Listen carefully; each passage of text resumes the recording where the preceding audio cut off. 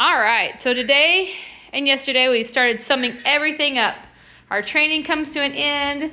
Ravi has one more day tomorrow morning before he heads out. Well, I guess the rest of today, and then he leaves tomorrow morning. So we're just kind of wrapping everything up. So I just wanted to go over a few more things. We've talked about all of it a number of times, but I just want to make sure that everything is super clear. So we'll just sit here and watch the cute Ravi while we go over some things. Number one is Ravi's amazing. He's doing awesome. He is really smart. He's got a lot of impulse control to work on, but he knows how to do it, and he's getting very good at it. Right now it is almost time for him to go out and play, and so he's getting a little impatient, but we do that on purpose so we can push them through and just build that patience. So we're just chilling here. So with training, we have 4 sections. Free play, training walk, bed, reflect. He's going to do that 3 times in your home. Free play, training walk, bed, reflect. Free play, training walk, bed, reflect. Free play, training walk, bed, reflect. Free play is exactly what it sounds like. It's where he gets to go outside and play.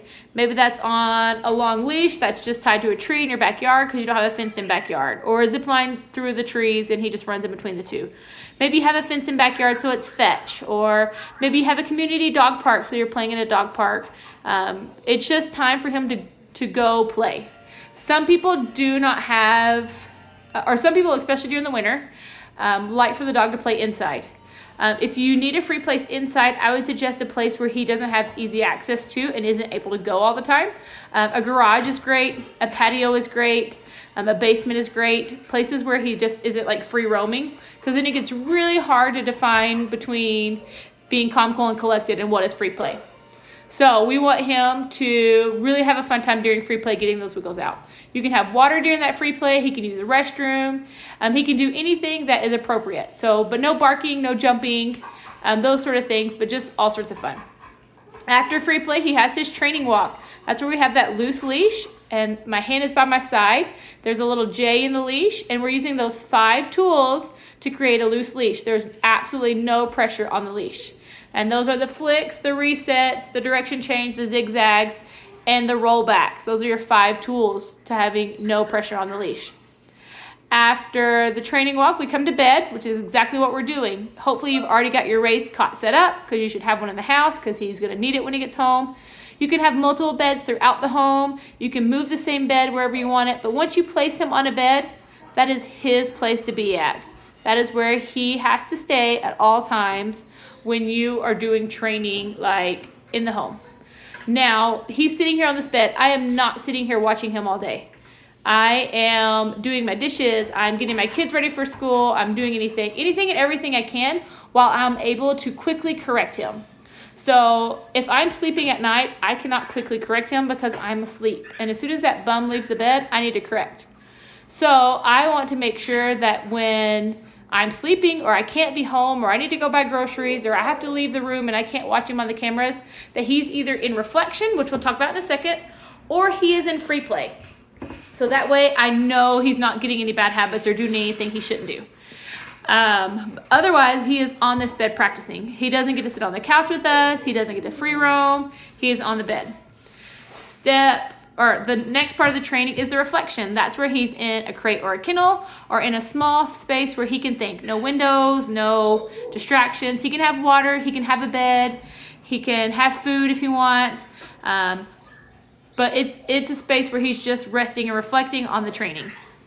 Now, we've taken away all of these privileges. That doesn't mean it's this way for forever. As soon as Ravi is acting appropriately and doing the things we want to, we're going to give him privileges a little bit at a time. And as he is still doing good behavior-wise, we're going to give him more and more.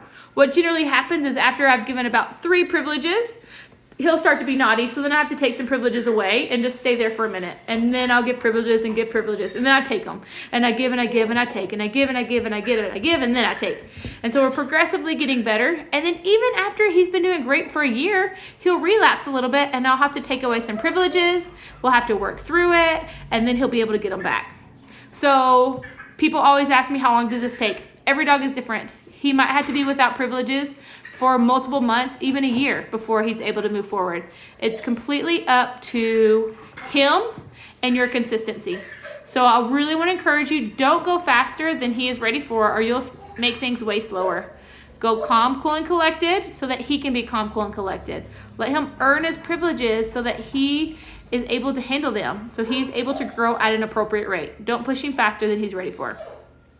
And then as he gets those privileges, give him whatever privileges you want. Maybe you like sleeping with him, so the first privilege you give back is the fact that he can sleep in your bed with you. Awesome. He can't roam the home. He's still on a short but loose leash on the walks, but every night, instead of sleeping in reflection or in his free play, he's going to sleep on your bed with you. Perfect. That's great. And if he handles that for a couple weeks, then you can give him another freedom. And if he handles that, another one. So the goal isn't to stay this way for forever, but it's to build that baseline so he has a good foundation to grow on. But without a good foundation, it's going to all crumble down. So remember how good this is to practice this and to help push him so we can be longer and longer. Last thing, each of those areas, free play, trading, walk, bed, reflect, can last anywhere from 1 minute to 8 hours, even 10 hours, I guess, because the reflection or free play at night, sometimes you sleep longer than 8 hours. And that's okay, but you just want to do them in that order, and it's about quality, not quantity. So it doesn't matter if I do a 5-hour walk, if my 5-hour walk isn't a good loose leash using my 5 tools. I'd rather have a 3-minute walk where I'm using those tools effectively and he's learning and growing. So make sure you're doing a good quality with it.